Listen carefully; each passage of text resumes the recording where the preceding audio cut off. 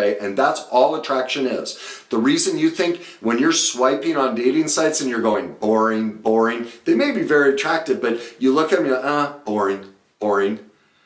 That's because that person has not suffered the similar childhood trauma, and they won't trigger your exact childhood trauma, and so you're bored by them and you swipe past them.